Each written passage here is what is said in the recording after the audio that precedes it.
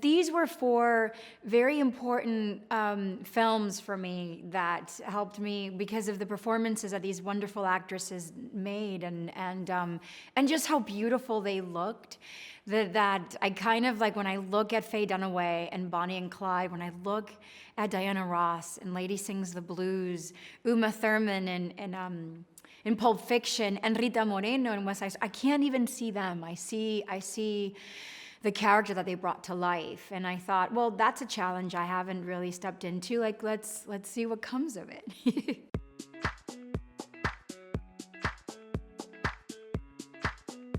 When you go through a great deal of effort to put something together, to put someone together, and it works, everything is sort of succinct, it leaves a lasting impression on the audience. And then they tell it to their younger generation, and that younger generation gets hooked on it. Because I wasn't of the generation of Bonnie and Clyde, but when I saw the movie early as a teenager, I was totally transfixed with a woman, you know, of her caliber as Bonnie, and not having a choice and doing it all for love and choosing a life of violence, you know, unconsciously. For Uma Thurman in her character in Pulp Fiction, she was this artist that just wanted to make it and always kept talking about all of her auditions, and that kind of reminds me of the first years of me breaking into, you know, Hollywood. And I mean, who's not obsessed with Billie Holiday? I remember reading the story of Diana Ross and how much she worked for that part. And when you see the movie, I mean, your heart breaks for Billie. The Billie that she played is the Billie that we all read about, but it's also the Billie that we hear, you know, every time we listen to her music. And then, I mean, lastly, the EGOT GOAT, you know, Rita Moreno. Was not to say about Rita Moreno. There's just so many things that I couldn't pick in the list and leave out a Latina that paved such a beautiful, you know, road for so many artists that of Latin American, you know, heritage. And so yeah, we had to throw her there, and the fact that she's an OG, come on, man. She's an EGOT. It's crazy. I think it's just the backstory, the work that you do before the first day of shooting is what helps me. I almost see it as I collect so much information, and it feels very chaotic, and I keep sort of like roaming around this table, and I keep dumping everything in the table, not knowing how it's all gonna work. But for some reason, everything kind of falls into place.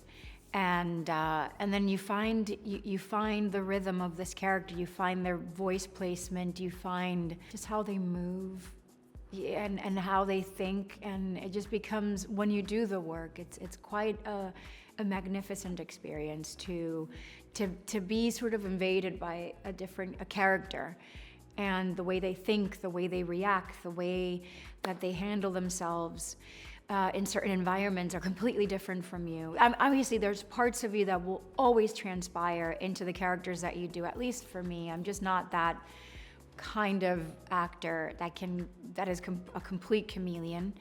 But I quite enjoy the process of my own craft, and I feel proud of it. I find my voice feeling completely safe in an environment where I feel seen, I feel heard. It doesn't happen, you know, on every production. But I'm also, I don't know if it's my heritage or the way that I was raised or I was born this way. I don't know. I tend to be very outspoken. And when I feel, I'm a very passionate person, so if I feel strongly about something, I have to get it out, you know, and it's quite disappointing and really heartbreaking when you're not heard. But the older I get, the less and less I encounter individuals or I work with people like that. The older I'm getting, I kind of like to stay in my own circle of directors that I'm admiring, that I have maybe an off-camera relationship with my family and their family. So when I do get to set, we've gone through such an awesome and personal process of putting something together.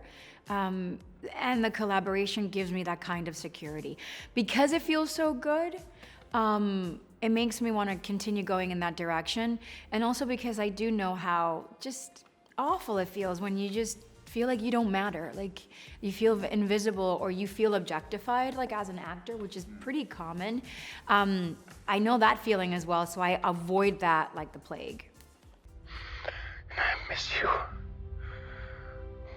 so much. And maybe if you open yourself up to it, there's a possibility. I don't think so, Quinn.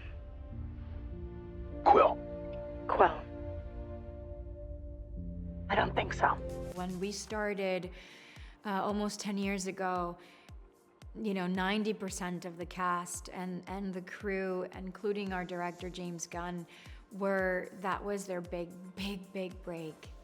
And the metamorphoses that these individuals have all done, that I have witnessed in a decade, have humbled me. And they've taught me so much. They've inspired me. These are people that I look up to. These are people that I've grown to love a great deal, that I care for, that I will show up in the middle of the night if they were to call me. And it has to do with the growth that we've all done and the evolution that we've all done. So this culmination feels like it was just his best work yet for James Gunn when it comes to his relationship at Marvel.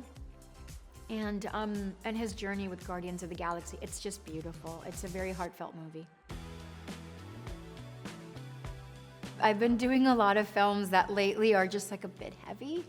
I would love to meddle into just feel-good movies. Well, because my friends tell me I'm funny, my sisters think I'm funny, and I will believe anything they tell me. I'm a Gemini, so I'm just as introverted as I am extroverted.